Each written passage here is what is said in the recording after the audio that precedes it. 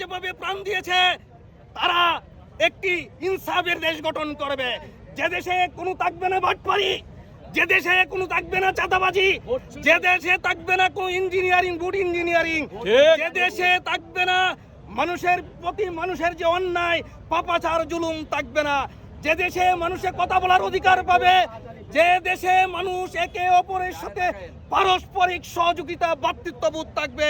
কিন্তু আমরা দেখলাম তারা ৭২ সংবিধানের কথা বলে। ৭২ সংবিধান এদেশে রক্তপাত ঘটিয়েছিল। ৭২ সংবিধান এদেশের মানুষকে ডিভাইডেশন করেছিল রাজাকার। সেই বাণী আর এদেশে থাকবে না। এদেশে জুলাই সনদ বাস্তবায়ন করতে হবে, নাহলে এদেশের মানুষ জেগে উঠবে।